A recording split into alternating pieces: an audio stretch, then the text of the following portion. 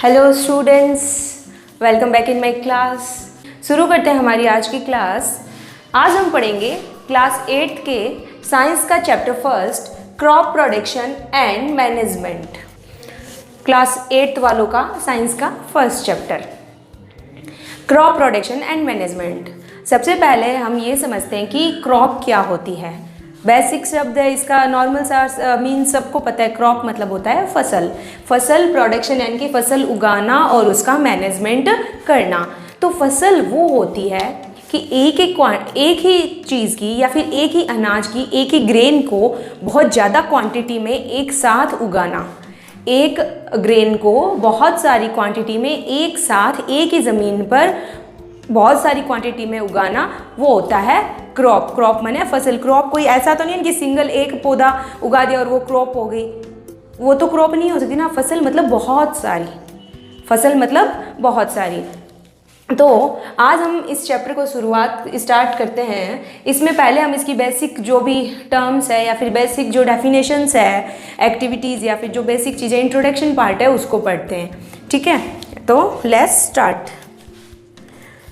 इसका main introduction देखते हैं।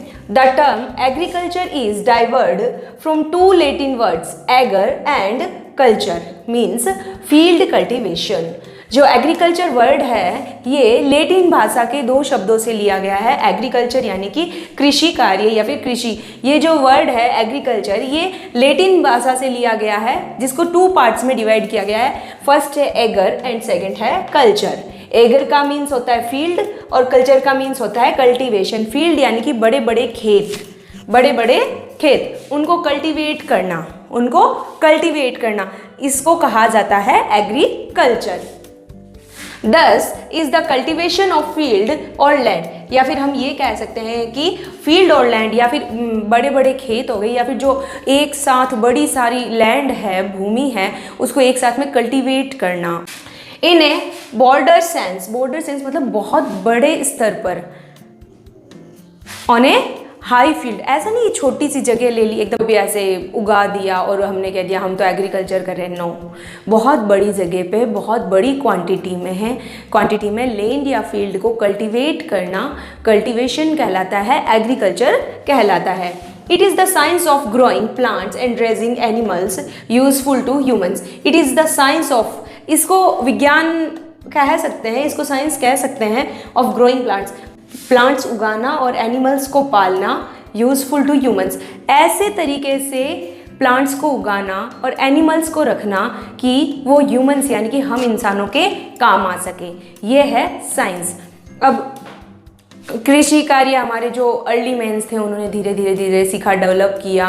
वो भी एनिमल्स को रखते थे, लेकिन उसको प्रॉपरली यूज़फुल बनाना, अपने काम में लेके आना, अपने डेली यूजेस में लेके आना, अपने लिए उनको हेल्पफुल बनाना, ये सब काम हमें किसने सिखाया? साइंस ने सिखाया। तो in the short form, agriculture is the process in which land और field is cultivated for human use and human purpose. किसी भी भूमि को कल्टीवेट करना हम इंसानों के यूज़ के लिए कहलाता है एग्रीकल्चर। नेक्स्ट डेफिनेशन है, land where plants are cultivated is known as field. Field क्या होती है? लैंड तो जमीन होती है, जमीन, लैंड्स जहाँ पे प्लांट्स कल्टीवेट यानी कि प्लांट्स उगाए जाते हैं, ऐसी ज़मीन जहाँ पर प्लांट्स उगाए जाते हैं, कल्टीवेट किए जाते हैं, उन्हें फील्ड कहा जाता है। ज़मीन तो बहुत सारी है, लेकिन जहाँ पे पेड़ों को उगाया जाता है, एक ही ग्रेन को, एक ही टाइप की चीज़ को बहुत सारी क्वांटिटी में जहाँ पे उगाया जाता है, कल्टीवेट किया जाता है, उसे कहा जाता है फील्ड। नेक्स्ट है, all the activities of the farmers are called agricultural practices। all the activities, वो सारी एक्टिविटीज़, एक्टिविटीज़ मतलब गतिविधि, कोई भी कार्य, of the farmers, किसानों के, फार्मर्स कौन हो गए? किसान, जो कि फसल उगाते हैं, एग्रीकल्चर करते हैं, आर कॉल्ड एग्रीकल्चरल प्रैक्टिसेस। किसान है वो कोई भी क्रॉप को उगाने के लिए, एग्रीकल्चर करने के लिए जितनी भी एक्टिविटीज़ करते हैं, जितने भी काम करते हैं, उन्हें कहा जाता है एग्रीकल्चरल प्रैक्टिसेस, यानी कि कृषि कार्य। कृषि कार्य, प्रैक्टिस यानी कि, ऐसे तो प्रैक्टिस का मतलब हो गया कोशिश। फार्मर्स क्या करते हैं? एग्रीकल्चर करने की कोशिश करते हैं और फिर जो क्रॉप उग के आती है वो उसका क्या होता है? रिजल्ट होता है। और ये क्या हो गया, फार्मर्स जितना भी काम करते हैं क्रॉप उगाने के लिए वो सारी क्या हो गई, एग्रीकल्चरल प्रैक्टिसेस हो गई। नेक्स्ट है the tools required to carry out the activities involved in cultivation of plants are known as agricultural implements. The tools required to carry out the activities. Tools हो गए, उपकरण हो गए, संसाधन हो गए, साधन हो गए, वो चीज़ें जो carry out to activities involve in cultivation. Cultivation यानी कि कोई भी पेड़ पौधे उगाने में, कल्टिवेट करने में आपको जिन जिन चीज़ों की नीड होती है, जिन जिन इक्विपमेंट्स की नीड होती है, उन्हें एग्रीकल्चरल इम्प्लीमेंट्स कहा जाता है, कृषि संसाधन, कृषि उपकरण कहा जाते हैं। फॉर एग्जाम्पल फावड़ा हो गया, कुदाली हो गया, दंताली ऐसा कुछ वर्ड होता है वो हो गया। तो ये सब की चीज़ें क्या होती है, एग्रीकल्चर इम्प्लीमेंट्स होते हैं।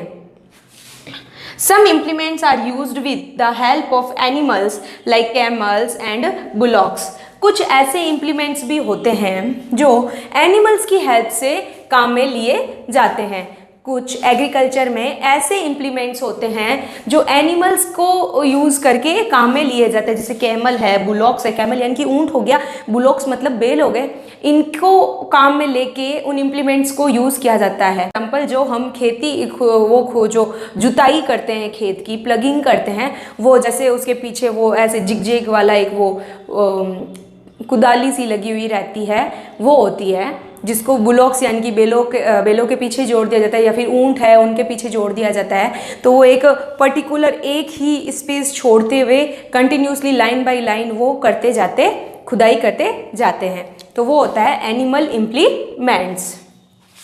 नेक्स्ट है nowadays tractors and harvesters are being used by men in work.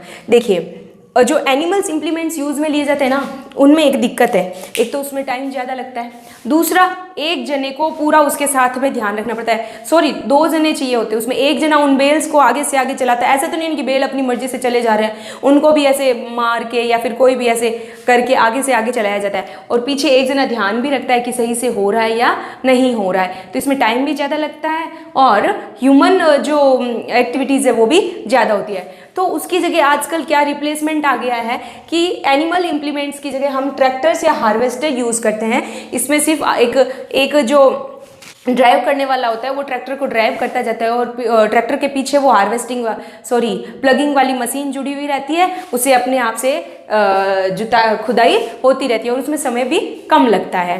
Next definition है आपकी क्रॉप। क्रॉप इस चैप्टर की जो मेन थीम है, जो मेन बेसिक है, जो ये चैप्टर मेन है वो है क्रॉप। क्रॉप माने फसल। फसल क्या होता है? Plants of the same kinds grown and cultivated at one place or field on a large scale are called crop. Plants of the same kinds, एक ही तरह के plants, एक ही तरह के बहुत सारे plants grown and cultivated, उगाए और cultivate किए जाते हैं at one place और field, एक ही जगह पे या एक ही खेत में। जैसे 2-3 एकड़ ज़मीन है, एक साथ में 2-3 एकड़ ज़मीन है, उस पर एक साथ में जैसे आपने गेहूं कल्टीवेट कर लिए या फिर आपने राइस है, मेज़ है। ये फसल वो चीज़ होती है जहाँ पे एक बहुत बड़ी जगह पे बहुत सारी क्वांटिटी में एक ही ग्रेन को उगाया जाता है, एक बार में एक ही ग्रेन को उगाया जाता है, बाद में उसको बदल के दूसरा ग्रेन उगाया जाता है। एक बार में एक ही ग्रेन बहुत सारी क्वांटिटी में एक ही जगह पे उगाया जाता है, वो होती है फसल। कहते हैं ना, इस बार हमने गेहूं की खेती की है, इस बार हमने बाजरे की खेती की है, तो वो क्या होता है, पर्टिकुलर एक ही चीज़ की खेती की जाती है एक ही समय में। तो ऑन ए लार्ज स्केल यानी कि बड़े पैमाने पे बहुत ज़्यादा क्वांटिटी में कॉल्ड क्रॉप। नेक्स्ट है the products which we obtain from a crop is called the produce.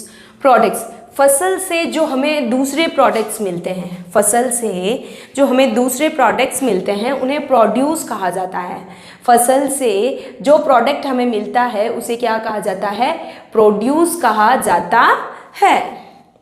तो ये देखिए, ये आपकी बेसिक कुछ मेन डेफिनेशंस थी, या फिर आप ये कह सकते हैं कि 1 लाइनर जो भी चीज़ें थी वो थी कि कौन सी चीज़ क्या होती है। अब हम देखते हैं मेन टॉपिक अपना, crop seasons. Crop seasons, seasons आपको पता है ना, अलग अलग सीजन्स होती है, समर, विंटर, रेनी, ऑटमन होता है, वैसे ही क्रॉप्स के भी क्या होते हैं, सीजन्स होते हैं। क्रॉप्स के भी क्या होते हैं, सीजन्स होते हैं। ऐसा नहीं है कि अपना मन आया कि आज अपनी कोई राइस की खेती करनी है, चल दिए कुदाली फावड़ा लेके और राइस उगा लिए, नहीं, ऐसा नहीं होता। सबकी एक पर्टिकुलर टाइम होता है, पर्टिकुलर नीड होती है, तब जाके वो चीज़ उग के आती है। तो जो क्रॉप सीजन्स है उसको मेन 2 पार्ट्स में बांटा गया है। First is kharif crop and second is rabi crop. ये आप बहुत छोटे से थे तब से पढ़ते आ रहे हो।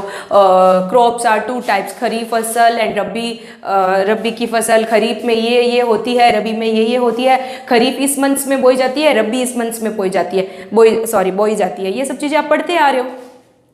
तो देखिए, खरीफ क्रॉप है और एक है रबी की क्रॉप। तो खरीफ की क्रॉप होती है वो रैनी सीजन में उगाई जाती है। क्यों? क्योंकि जो खरीफ की फसलें होती है उन्हें ज़्यादा वाटर की नीड होती है, सीधी सी बात है।